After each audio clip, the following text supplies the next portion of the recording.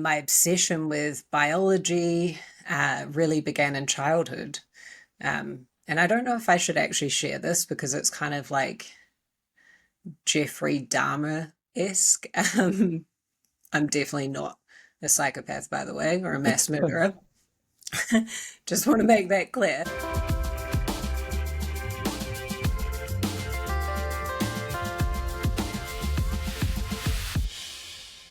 Hi, and welcome to the very first episode of Digest This. I'm Chrystie. I'm Sean, and we're going to be feeding your gut and mind. This first episode is as much of an adventure for us as it is for you, because this is all exploratory for us. And this first one, I think we just really want to uncover, and a lot of the stuff, Chris and I haven't talked about before, why we got into this and, kind of our backstories. And Chris, we were just saying before, like, the backstories of things. You were talking about how it can go way back to childhood, Mm-hmm. and like you can go all the way. That's really where your journey starts. Because Yeah, like the butterfly effect, that movie where yeah, there's a tiny change, and I forget the exact quote. yeah. So to start, I guess as a starting point, if you go way as far back as you can remember, what was the kind of first run-in with health Nutrition. and yeah, what kind of just like you would say oriented you into the journey of gut health and health in general? Yeah, I mean, there's, I guess, a shorter version, and then if you really like kind of dig into the way things link to each other, it goes back a lot further. And it was something I was thinking about before we started recording this. I always tell people that my journey started with my own, gut problems. I struggled myself, and so that kind of led me in this direction. But I mean, my obsession with biology really began in childhood. And I don't know if I should actually share this because it's kind of like Jeffrey Dahmer-esque. I'm definitely not a psychopath, by the way, or a mass murderer. Just want to make that clear. But when I was a kid, I was obsessed with the ocean and fish. I loved to fish and I used to go fishing all the time. But what I loved to do was see what was inside fish's stomachs. Oh, And I, I did the same thing. Yeah, but okay, that makes we'd me go feel better. fishing. Yeah, but Yeah, we would go fishing to get like, and once you catch fish that you kill them to eat them. yeah. That's when No, we would that's, like, yeah, that's what we yeah, do. Yeah. yeah, and Yeah. like we would same thing. Maybe it's what you did as well. Like my dad would cut out like the heart and the organs of the Hmm. fish so we could observe them. Yeah, yeah. Okay. Yeah. No, no. Oh, well, if you're a psychopath for that, then that makes me want to Yeah, talk. well, I mean, apparently that's one of the first signs is if you're like obsessed with like animal entrails, like as a child, then you Mm. have a higher risk of turning into like a psychopath. But anyway, I used to find like little crabs and stuff in the stomach, and I just loved that. And I was so obsessed with just the ocean. Like we used to eat the fish and go fishing. It wasn't Mm. like an environmental thing, but I just loved the sea. Yeah. And I wanted to be a marine biologist for, most of my childhood. That was what I wanted to Oh do. my God, I almost studied the same thing. Oh Yeah. man, can you swim well? Yeah, I'm a really good, I've got my dive license and Oh, me too. I'm a yeah. rescue diver. Oh, nice. Mm. That's cool. I haven't been diving in years, but I've, yeah, Same. done a lot of snorkeling and stuff more recently. But yeah, that Yeah, was don't like ask me my to swim first, anymore. like I loved biology, even in high school, like that was my favorite subject, but honestly did pretty poorly in school. Um, didn't actually graduate high school. So that kind of set me off in not a great, not direction, but start when it came to uni. Uh, and I had no idea what I wanted to do as a teenager. I kind of got a bit lost and just didn't really have direction. And I started, like, I did go to uni and I started to study towards becoming a nurse. So still in health, Biology right? and health, yeah. Yeah. but didn't make it through the first year. I just wasn't engaged, wasn't really, didn't have my head in the right place. So I ended up Was dropping that out, going traveling for quite a while instead. so? Hang on. So I mean, you dropped out of school and then dropped out of nursing school and stuff. Is that because you were just like very rebellious, like, and or because the thing Um, is, okay, I know you're I know from working with you, you're not dumb, mm, and your IQ is relatively high. School, in terms of the content, would not have been difficult for you no, but mentally. But so why yeah, it skip was it? But more, I mean, this is something I learned a lot later on, like quite recently actually, is that it was more just the system of like I was terrible at tests. Like I would ace everything else, do really well, but a test I would just, even though I knew all the information I'd get in, get sensory overload from noises in the room and just couldn't think. The clock was ticking, and I would just fail exams and just found it really hard from that perspective, and actually started to believe like, oh, okay, I'm just really dumb. And it, my self-esteem was low. I just, yeah, didn't do well in those early days. So I decided to stop and just kind of go work. I started working in hospitality, which was great because it taught me, I don't know, a lot about interacting with humans, and that's actually important for what I do now. Ended up traveling and then came back to New Zealand like a couple of years later. Started working, still did not know what I wanted to do. But then I eventually started going to the gym and learning, about lifting weights and whatnot. Really, really, really enjoyed that. And it gave me direction. It gave me something to focus on that was positive. And from there, I ended up as training as a personal trainer and starting my own business there, and getting into bodybuilding, which I know you also did that, right? yeah, yeah. I mean, Yeah, I was never into like competitive. bodybuilding circles of people. I Hmm. was very much just on my own, but I was reading bodybuilding websites every day, Yeah. getting ideas for workouts, working out how I could build more muscle, um, more than like the bodybuilders that were in my gyms who were on steroids. Hmm. Uh, and I was thinking like I should be able to build more muscle than these guys if I do, even though it's natural, if I do everything like near perfect nutritionally and in terms of like sleep and recovery and everything, the body should be able to, really do quite well. And Yeah.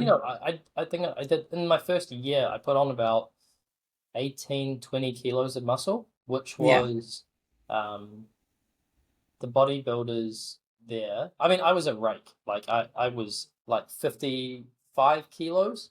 I was Hmm. so skinny.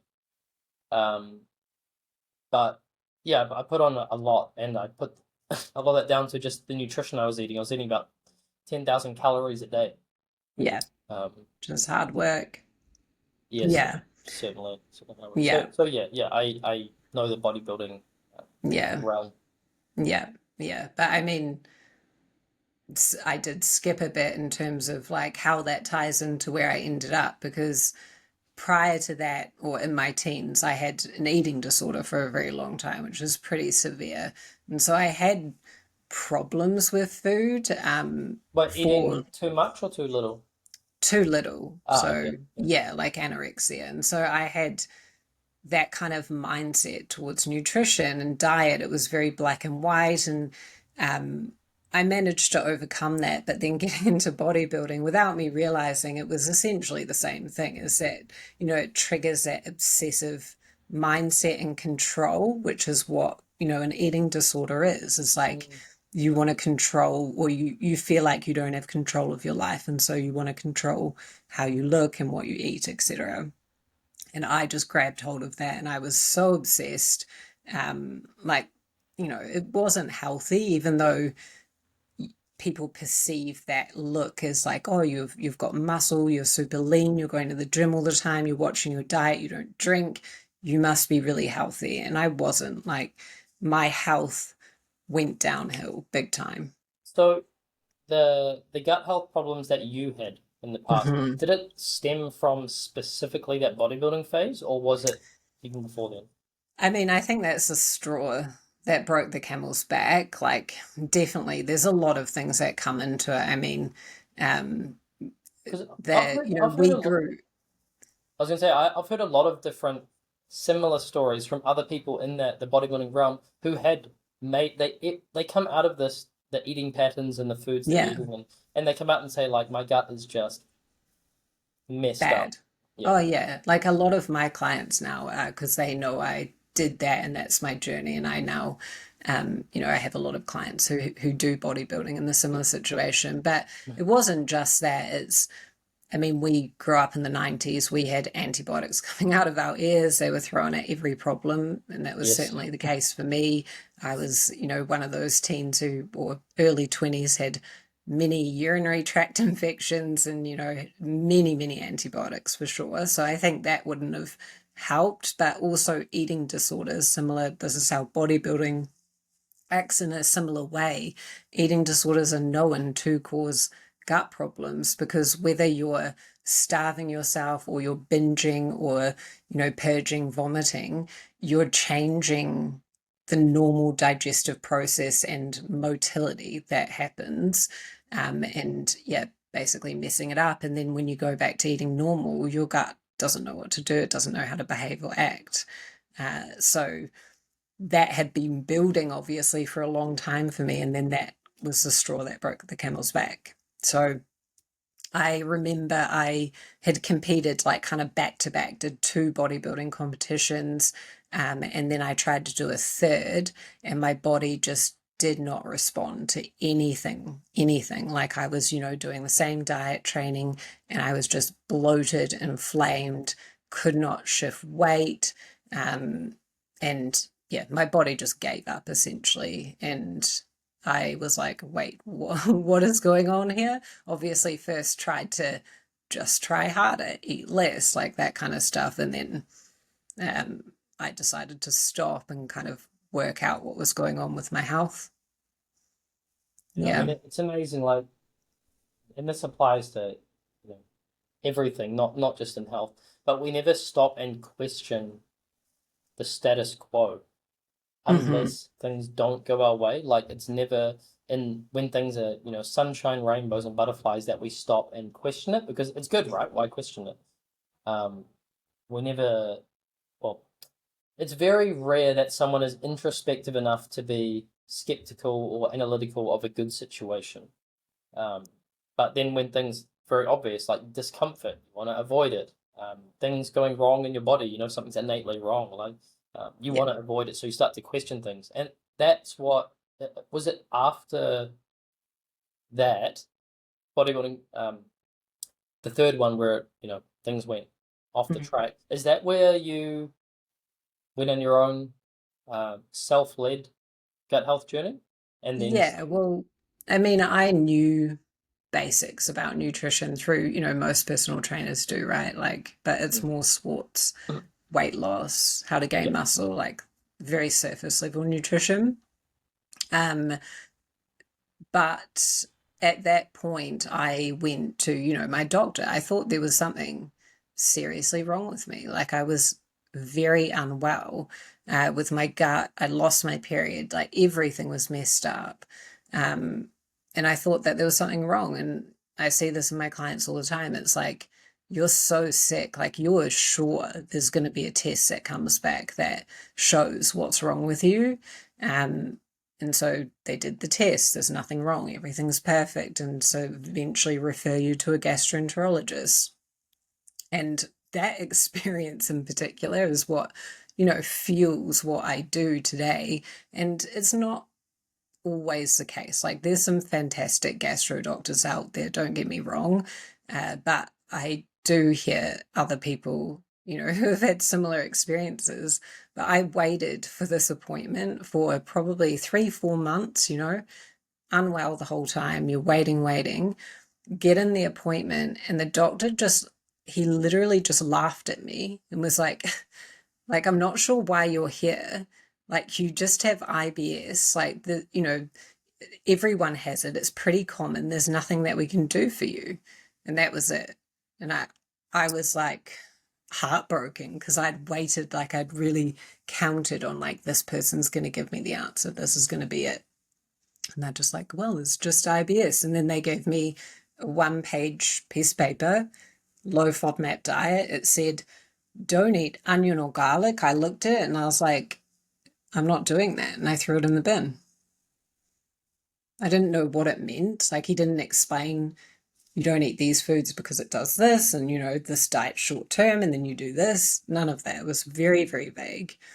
And so I went away and kind of sulked for a little bit, and then decided that I was going to work out what was wrong myself.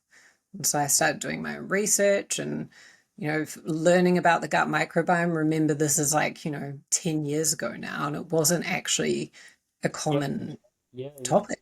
It was a Infancy. a scarce environment for information. But I will say, 10 years ago in the gut health realm, it was in a weird way easier to find um reliable information on the gut because Yeah. it hadn't progressed far enough to the point where there was, all the clickbait articles and stuff Hmm. around gut Hmm. health. Whereas nowadays, like, there's just like with nutrition or exercise or Yeah.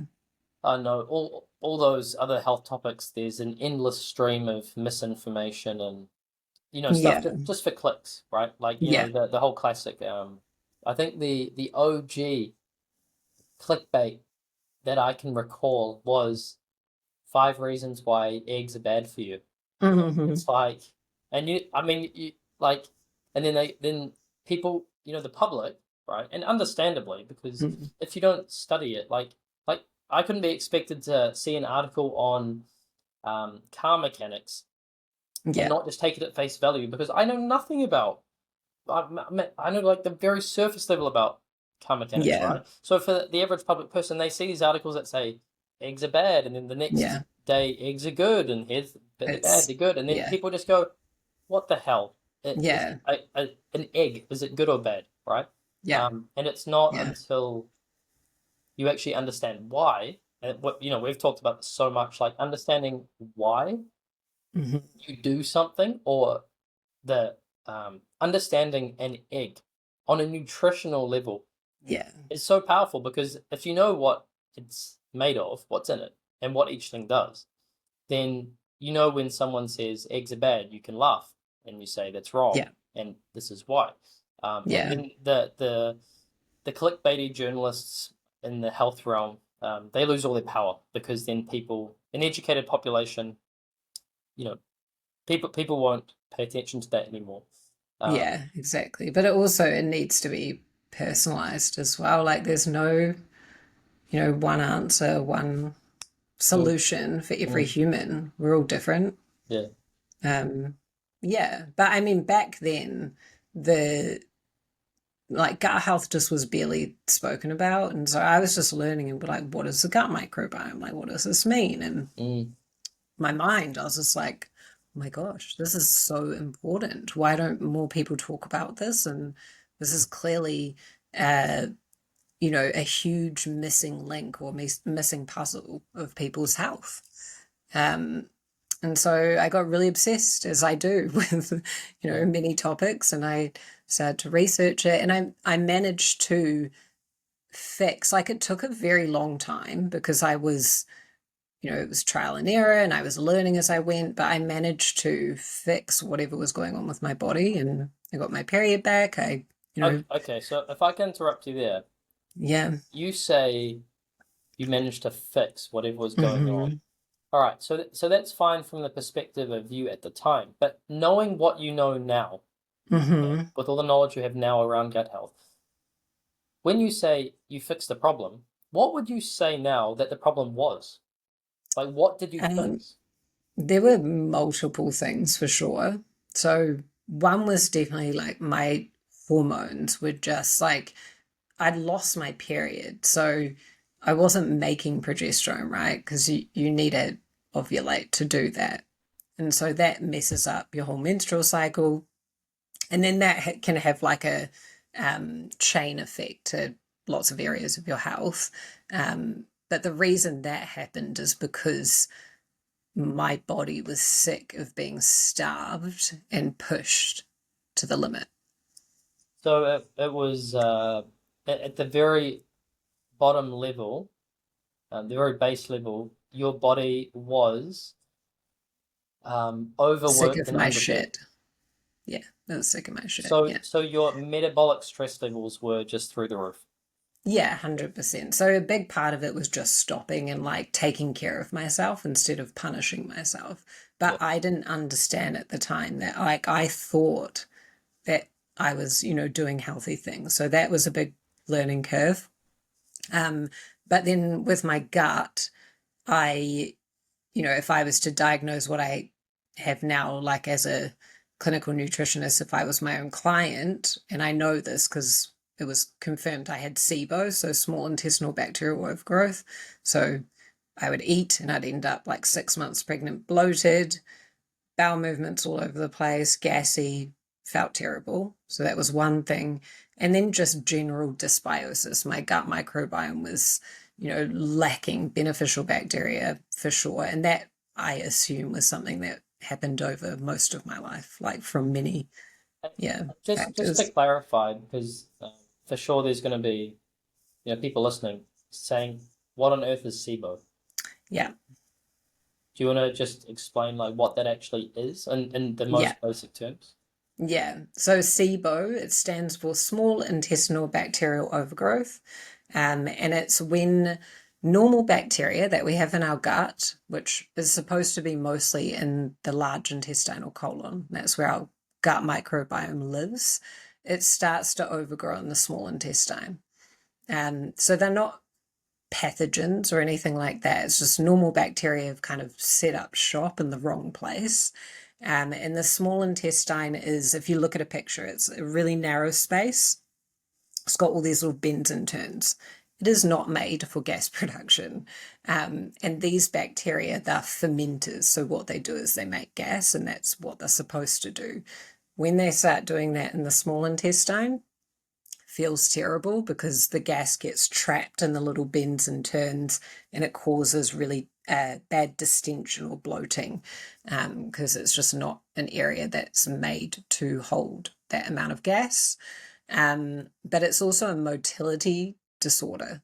So it basically slows the movement of the bowels down or it speeds it up. And that causes, yeah, other issues. And it's really, really common. It's like, some studies say that up to 80% of people with IBS probably have SIBO. Yeah. I mean, it makes sense. I think a lot of these, not talking about the very specific gut conditions that Mm-hmm. are very niche, but a lot of these, I mean, they have a lot of overlap in the symptoms and what you experience in terms of Mm-hmm. what they're doing to the body, and like almost all of them are going to include bloating, localized inflammation at least, Mm-hmm. discomfort, gas. Like they all kind of Yeah, and that's why so they get labeled as IBS. yeah, yeah, and sometimes like for example, if you have SIBO, it can. I mean, although IBS is like a umbrella term, um, you could not have IBS, um, irritable bowel syndrome for anyone listening, but you could have SIBO and then that causes IBS, or you could Yeah, have well, IBS that causes SIBO. it causes symptoms that could be classed as IBS. IBS is a diagnosis in itself, but I have a lot of issues with it, which I won't. Maybe we'll do that for another episode because that's a good one. Mm. But SIBO is a separate thing. IBS, like from a traditional standpoint of, I was able to classify that a lot better. It would be people who have those symptoms, which is like bloating, gas, changes in bowel movements, that stem from the gut-brain connection, right? Whereas SIBO is a lot more consistent symptoms, like every single day, and it usually just starts suddenly. Whereas IBS, people can kind of have it wax and wane for many, many years or their whole life, depending on stress levels and whatnot. Yeah. But yeah, that was like, what I mean by fixing, like briefly, that's kind of what I tried to improve and then eventually started to feel a lot better. But that really motivated me to change my attitude about exercise, nutrition, and I started to focus on it from a look after my health perspective as opposed to like look good and, that kind of mindset, which was really, really important. And well, I mean, I guess in some ways,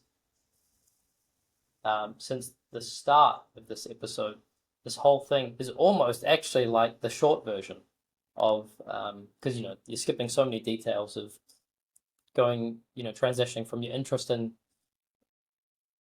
looking at fish organs as a Yeah, kid to going through your own strife in regards to your own health and journey, and then eventually like studying it and everything. And now you're here.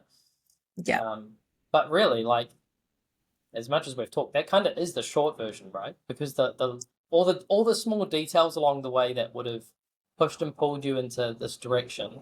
Um, I mean, you could probably chat for like what 6 to 8 hours explaining Yeah. step by step how you got to where you are in Uh, health Yeah. terms. As much as my memory allows it, like it's funny when I think back, there's certainly gaps and I'm like, wait, what happened there? But the journey from there to then gut health and becoming a nutritionist who specializes in gut health was very short.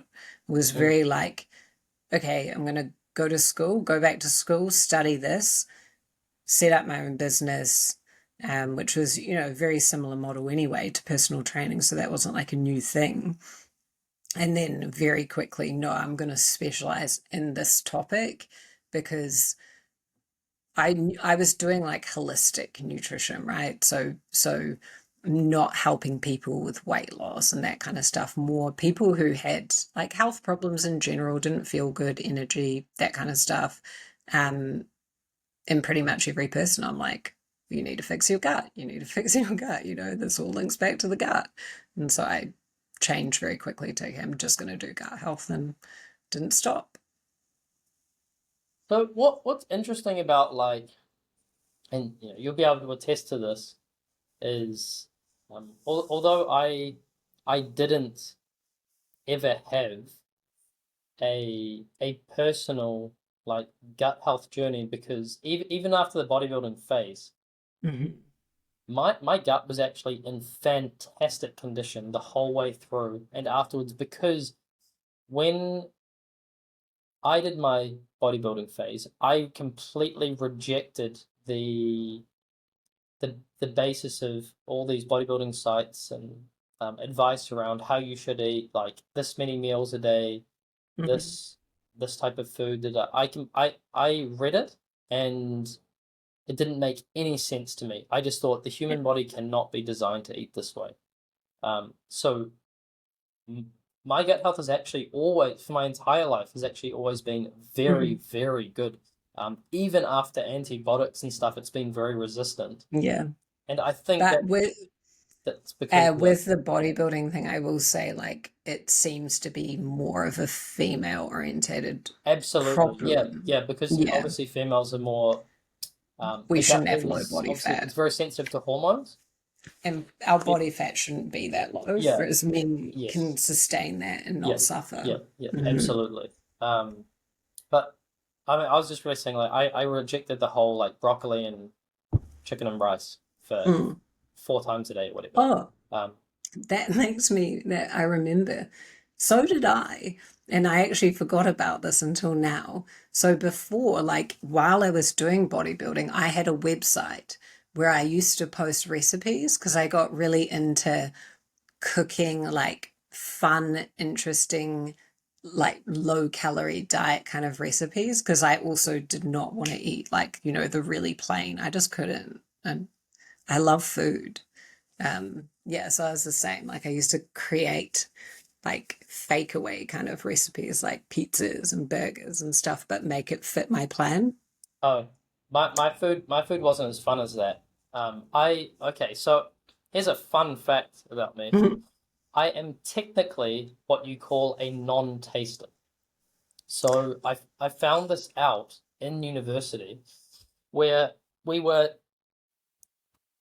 talking about like normal tasters. I forget the exact term for normal tasters, non-tasters and super tasters. And it's Hmm. it's not just A, B, or C. It's a sliding scale, right? So it's how sensitive you are to taste, Bitter? parts per million, right? Of Right. sweetness, sugar, bitter, Yeah. everything. So Is that the gene, like, when you do a genetic test, is that the ones that they do and it comes up as like you're a bitter taster or like there's different categories? Is that similar? Is it related to your Look, DNA? I mean, I'm sure it is related to Mm. DNA. I don't know enough about the How topic did they, to say, but like, how did you, okay, so basically the whole class, I think we were in our third year of uni, I think, and I think it was about 35 of us in this particular mm, class, and you each get 5 cups for different types of tastes, right? Sweet, yeah. sour, da da da, and different sets, and basically you taste each one, and then you have to say like I can taste sweet, and it's if you can Hmm. taste it, right? And as you progress, it gets less and less concentrated to the point where the final one is like there is so much less parts per million, right? So it's Mm. very hard to taste which one it is. Anyway, I got through the first round, and then I bombed across the board in the second round, which is my lecturer said. She laughed, and it was kind of funny. She said, "I have never seen someone with taste of such low sensitivity." Wow. Yeah, like I my experience with food is like everything is okay. I feel sad for you. No, That's but because the thing is, like, I terrible. can still taste, right? I still know, like, hey, that was really good, a really good curry, or this is a. But the thing is, I need um more Mm. flavor to experience the same flavor as like a normal person, right? Right. So I am like on the low end of a non-taster. Now Mm. that made eating healthy super easy. Yeah. Because if you're a super taster, where your experience with food is um, very particular, you're very Mm. sensitive to individual tastes. Like you're going to be more of a foodie. You get more enjoyment from food, so it's easier to kind of go off the rails, right? Yeah. And eat something that's perhaps not good for you because the dopamine response, the mental response you get from food is stronger. So it's more, Yeah. for lack of a better word, addictive, like good food. Yeah. Whereas like I didn't have that hurdle, Mm. and it's not for anything that I did or didn't do. It's just how I It's am. just who you are. Yeah. Yeah. So like for example, Yeah. for breakfast, I could eat like no salt, right? No salt in there. Just Ugh. just 5 to 10 eggs, a capsicum, a tomato, and another vegetable, and I just eat them all as they are. Like Yeah. I didn't need to do anything to them. And Yeah. honestly, like to this day, that for me is like a really perfect breakfast. Like I love to eat very simple, and Mm. just like raw if possible, or just in it Yeah. in its standard form. And I have no Yeah. issue with it not being a flavorful experience Yeah. because I'm a non-taster, like big time. Yeah. So there are little Yeah. factors like this that play into Mm. Make it someone's easier. health journey that we don't even talk Think about. about, no. But I'm definitely like, I think I'm probably on the other end of the spectrum in Super terms of taster. Like I hate, there's a lot of foods that I'd rather just not eat than eat, if that makes sense. Like I definitely need flavor and stuff, but I also have like borderline psychopathic discipline when I put my mind to something. And so with dieting, I can diet. Like I just do it, even if it's Mm. awful. And But that's why I was yeah, successful with, and honestly, that's because of the eating, like, that eating disorder mindset never leaves you and you just are really good at that. But no, I don't like plain food. But then I do love one of my favorite meals is just rice and eggs with butter and salt. Like that is good. mm, yeah, I don't like we That's what have I in the need. fridge people have like a butter tray.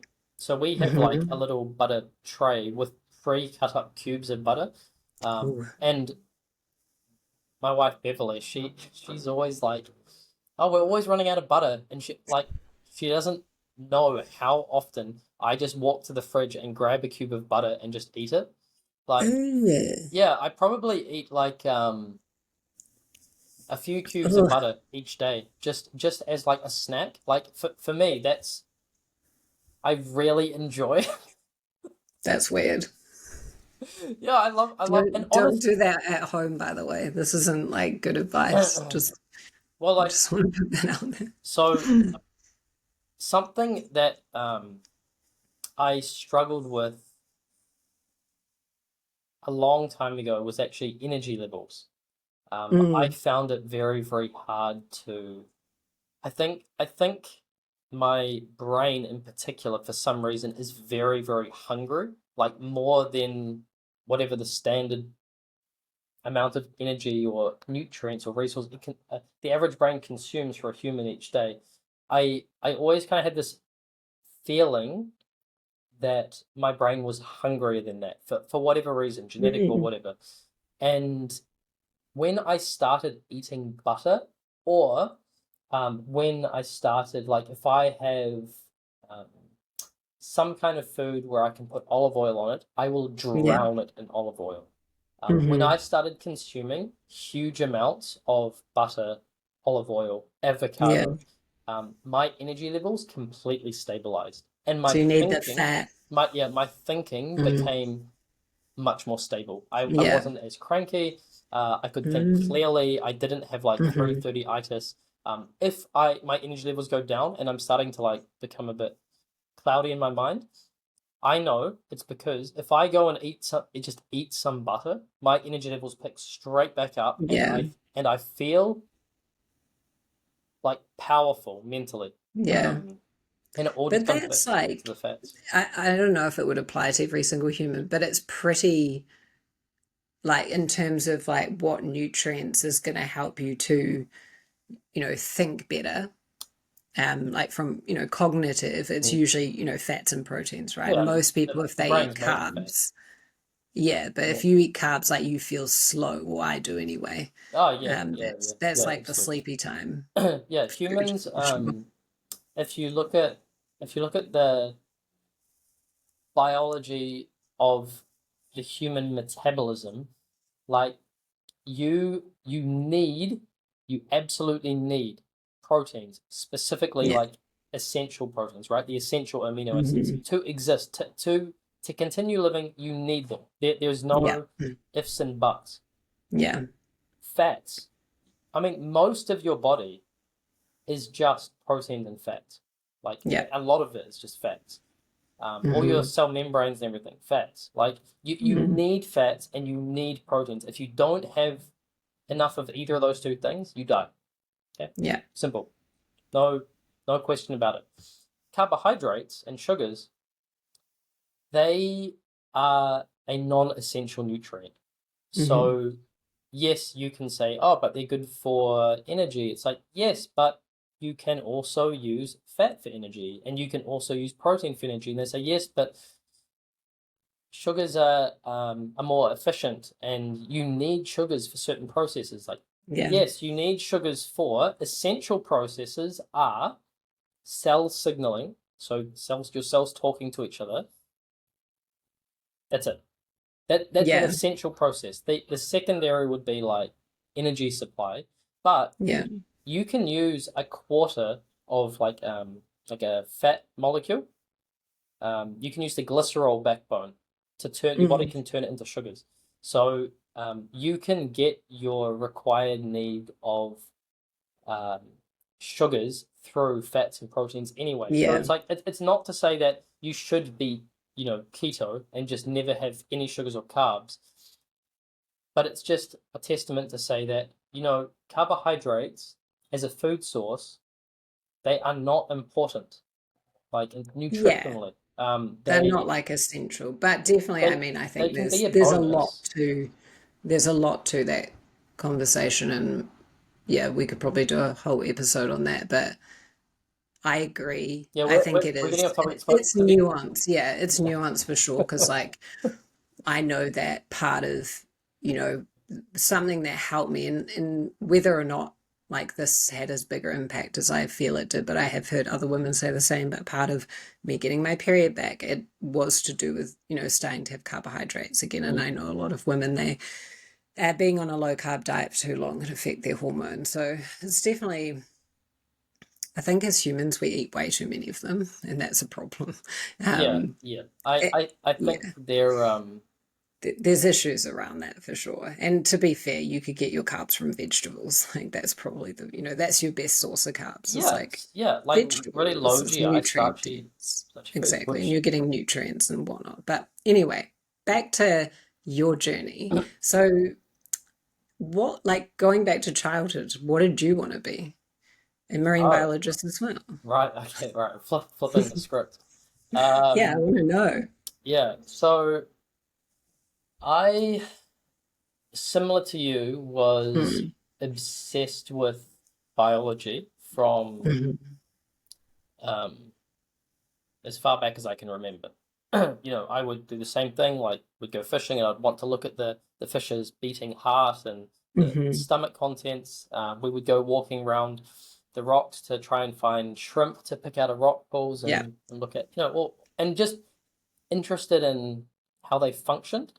Mhm. Um, Half of my books as a kid were 500 facts about animals, 100 Mhm. most dangerous animals. Like it was all animal stuff, right? Yeah. Um, Absolutely obsessed with biology. And I used to go outside and um, I would find like praying mantises and spiders and caterpillars, and I would, you know, sounds pretty horrid now as an adult, but as a kid, I would put them all in the insect enclosure and just see how they Mm. would interact. Would they eat each other? Would they leave each other alone? And I would just sit there for hours and just watch, right? Mm. And try and catch spiders and mosquitoes and put them in there to see, just observe the natural world. Loved Yeah. animal documentaries. Every time one came out, go Yeah. watch it. Everything. Yeah. Um, Weirdly enough, the only as a kid, I primarily wanted to be a vet.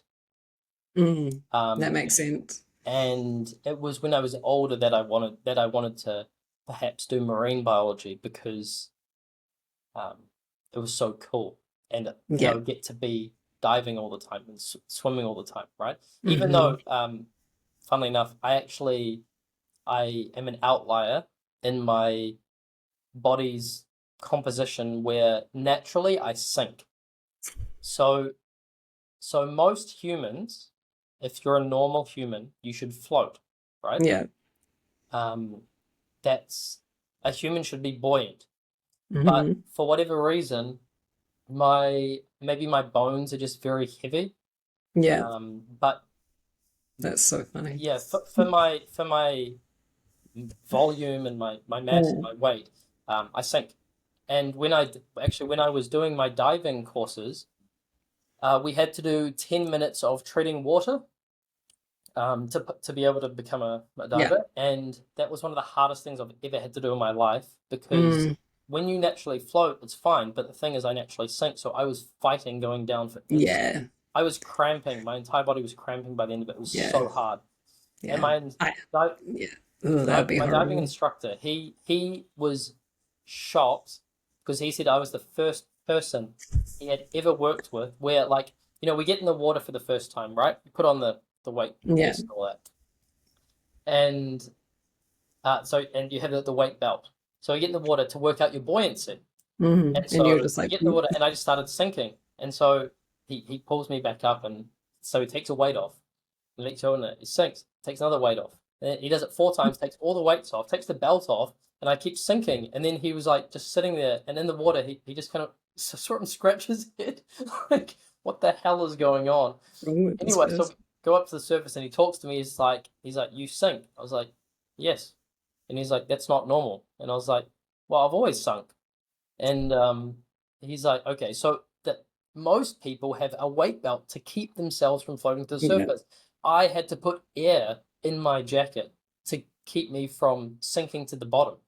that's bizarre. Yeah, yeah. So like it's all that to say, I wanted to do marine biology, even though biologically I am the opposite to what you would want in morphology to be a good swimmer or a Me. good diver, because it takes more effort for me to be in the water. Yeah. Yeah, true. Or So maybe you're just meant to live in there permanently. But anyway. maybe. So anyway, there's a huge tangent, but yeah, just fun fact. So yeah, I just wanted to be a vet and everything, but then when I got into like all throughout school, I was always interested in how the body works. I would Mm, sometimes find if I found textbooks on medical stuff, I would just read them for fun, um, yeah. that kind of thing. It was just always very interesting to me. And the thing is, combined with, I have this like neuro, it's a very common thing in like people with autism or um, Asperger's or neurodivergence, where you have Mm, this insatiable need for justice, and telling the yeah. truth. And like I'm heavily driven by that part Hmm. of myself, because like my dad, he would never admit it. He's for sure autistic, Yeah. to some degree, and then me and my two brothers, we are on the spectrum somewhere. Yeah. And this justice aspect combined with the biological interest is what led me to where I Yeah. am today. Because when I went all throughout school, I studied what we would call the Asian Five in high school. Hmm. And we called it that because a lot of the Asian kids that were in school, very, very smart. They always did the smartest subjects, right? They were coming over Hmm. from Korea, China, Japan. Like they were so intelligent, and they always chose, because you can choose your 5 subjects in your Yeah. final year of school. They do statistics, calculus, biology, chemistry, and physics. And so Hmm. I did the Asian Five because I Ugh. loved these subjects, right? They were Ugh. fun for me. My entire school life, I knew that in the final year of high school you could choose all your subjects, and I was so excited because I could get rid of all the boring subjects like Which were history. what? Oh, Uh, yeah, history's, yeah, yeah, history's fun. history But and what about, English. did you like English? Oh no, I actually failed English in high school. Oh, really? That was like my best subject. I was very like I've won Oh, poetry interesting. competitions. Yeah, It's no, no, embarrassing to no. admit, but I failed and English. drama. I was weirdly very good at drama. Okay, I can see that. Yeah, for sure. No, Um, but I was really shy. It's quite strange, but that was like my, where I would come out, I guess. yeah. But I hated maths, terrible. Oh, maths was my happy place. It was like it To just be fair, it just makes I had sense. no, I had the same maths teacher as my mum. Think about that. That is How quite weird. quite something. Yeah, She was old, put it yeah, that way. yeah. The teachers do make a big difference. Yeah, Absolutely, she and didn't even inspire in me. shaping someone's interest in a subject, right? If you have a very bad teacher, then it might steer you away from a subject that you might Yeah, otherwise love for the rest of yeah. your life. But just going back to what you said about the whole justice thing, I will say that's like also I'm very similar in what drives, what Yeah, I'm doing now. yeah. And I think we're both on that page about just healthcare being a little bit wrong. And maybe not quite where it should be, um, particularly with nutrition, like, and how, education around that. And that's what we want to do, is hopefully Yeah, help to so change. yeah, I mentioned that because I'm gonna come back to it. Mm, But basically, I did all the nerdy subjects in high school, yeah, and then when I went on to uni and I was looking for what I wanted to study, because I knew I wanted to study something in depth, I came across biochemistry and I was like, mm, hey, that sounds perfect. awesome. Like it sounds cool. And then I thought, I Mm, get to combine biology and chemistry together. I was so excited. And I started studying it and I was like, this is awesome. But when I was studying it, I mm, was like, it's so interesting. I'm studying the chemistry of biological molecules and everything, like mm, understanding um, how things work on a molecular level yeah, was so, for me, it was so easy and so fun. I loved reading it. I loved studying it, yeah. but I didn't want to be stuck in a lab all day, which is what I Hmm. foresaw.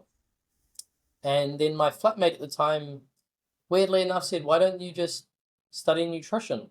And I was, because it's the Interesting. same, um, in line of the same realm. It's still science, and it's just Mm. the body's biochemistry on a more practical sense. Yeah. So I But I did you pivoted. have an interest? Yes, because I would read about nutrition every day, Right. Okay. So they weren't in my just own like, time. this is similar to this, you should do this. No, no, They no. knew you were Yeah, because interested. I had Right. started going to the gym as well. Okay. Okay. That That's makes more when I started sense. gymming, and I was interested in nutrition because I wanted Yeah. to learn how to gain more muscle. And Yeah. then that leads you down the rabbit hole of how nutrition affects every area of your health. Right. And so that's why you could look at that bodybuilding, like, the websites and stuff, and you could go, that doesn't make sense because you were already studying. On a Like, biochemical level. yeah, so you Yes. already Yeah. had that knowledge, Yeah. Yeah. basically. And I Okay. would say probably 90% of what I learned during uni was from my own personal reading and not Yeah. from the lecture Yeah. and, Yeah. and stuff. Yeah. And this is where I bring back the whole justice thing. And Mm, this is kind of, where it skips to today. Sitting in my lectures and getting the lecture material in uni um, around nutrition and health, it made me so enraged. Like because it was so unjust that these lecturers in university teaching nutrition, these dietitians, their heart is in the right place. Like they want to do the right thing, but all they are teaching is what they have learned, right? So yeah. they learn this stuff that's wrong. Like it doesn't Yeah. work for people. And we know it doesn't work for people because look at the population. So many people are Hmm. sick. So many people are unhealthy. So many people are obese, type 2 diabetics, have all these gut health issues. Like Yeah. it doesn't work, whatever is No. being recommended. And that's obvious. But then they learn this stuff and then they study it and then they teach it to people, the same stuff. It goes Yeah. round and round and round. So you get all these health professionals like you and me that are going out and um, a lot of them aren't doing their own research. They or if they are, it's not enough. Like it's not enough. And it's not to talk down to any health professionals in No. particular. It's just to say like we need to be better and we need to admit that the current thing that we are doing for health, especially on a societal level, it is not working. And this is why really I got into what I did around reversing type 2 diabetes, like basically saying type 2 diabetes is not a disease. It does not exist. It's a set of metabolic conditions. Yeah. And then that into the realm of all the other health areas, including gut health, it all stemmed back to I just thought it was so unfair Yeah. that people were being told to do certain things for their health. They were being recommended certain things that Mm, don't make sense. They benefit pharmaceutical companies, they benefit massive health industry, um, companies that are corrupt, and they benefit the food industries yeah. that, for example, harvest a lot of carbohydrates or sugars, Yeah. farms and stuff. So Like there was actually way more corruption in the health sphere than people, because you would never think it, right? It's like corruption Yeah, in the health realm. I don't think but so. it's outdated is also the issue. Yes, yeah, absolutely, Because absolutely. from what I know, chose to, it's very similar. I chose to not go to university to study nutrition because by then I'd looked into it, like I'd spent, a good year or two doing my own research. Oh, you were smarter And than me. I wasn't an expert, but I looked at it and I'm like, the curriculum, wait, they're teaching the health, the pyramid still, that doesn't make any sense. And so I had this decision between having a degree that is like looked on, you're more professional and all that kind of stuff, or going to like an alternative school that taught what I actually wanted to learn. And I chose that path. And it affects me sometimes because people are like, well, you didn't go to university and so you're not as qualified. But I'm still a registered clinical nutritionist. I maintain my registration, which means I have to continue to learn. Mm, They're exactly the same. I was just like, I don't feel good about going to learn this and then teach it to other people. Like, I know I'm not going to. So, what's the point in wasting my time? And growing up, I used to argue with teachers all the time. That was yeah, part of same. my issue at school, is I get kicked out of classes all the time because I would feel very passionate about certain things and that the teacher was wrong. And I was like, this is just going to happen over again. Mm, yeah. Oh, we Yeah, have that in common. it's Definitely a that justice thing. yeah, yeah. Like if something's Hmm. just not right, Yeah, I can't shut my mouth. And there's no. so many times where like my wife will, um, you say give me a look, like don't say anything, don't say anything. When someone's taught like I don't know, um, giving their 2-year-old like a sugar-coated donut, and I'm like, Mm, I'm sitting there with all this because I have a toddler, so I obviously research the hell out of how to best nurture a baby's brain and growth and hmm. everything. So he doesn't eat donuts, my 1.5-year-old. Yeah, And when I see parents feeding their kids like their 1.5-year-olds like a sugar-coated donut, like I sit there with all this like research in the back of my head and understanding, just sitting there, just like, oh, don't say anything, because you you yeah. can't micromanage everyone. No, You and don't want to. I will say that's, yeah, there's a fine line, and that is a very autistic trait to not know when to not say Yeah, something. That but is 100%. sometimes I just can't Yeah. stop myself. It's like it comes from a good place. Like I have the Mhm. need to help someone, even if they don't want to hear it. It's like I have to say it, because even if they walk away from the interaction thinking, I don't like what he told me. At least like I know maybe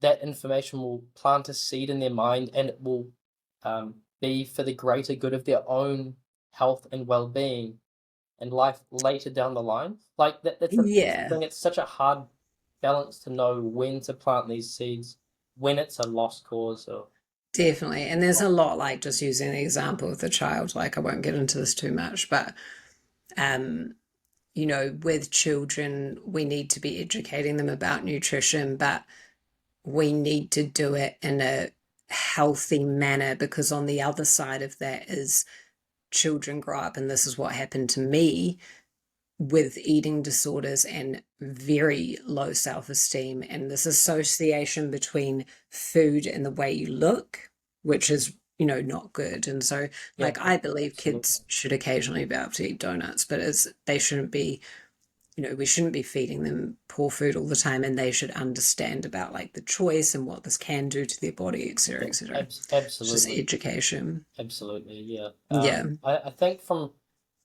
probably about like 7 years old onwards, is where the conscious understanding of food can really begin.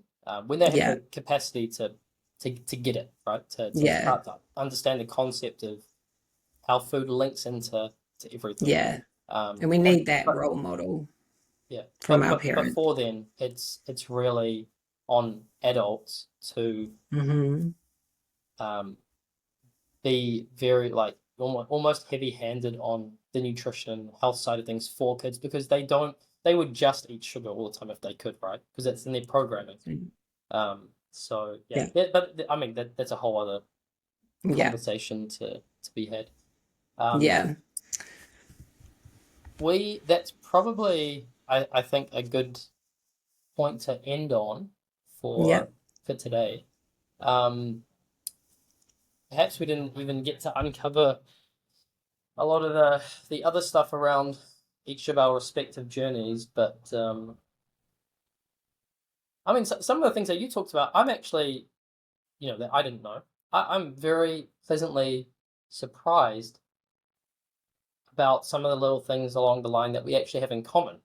Very almost redundant things but they make sense in the grand scheme of things. Yeah, definitely. I mean, we will, I'm sure, come back to this topic and, our core beliefs and philosophy is what we teach and all of that stuff. I'm sure we'll cover that a lot in the future. Um, Yeah. but yeah, we've We've also, probably covered what we can today. we've also got some topics out of that I've written down that I really want to unpack because they're very, Oh, very okay. interesting. Yeah.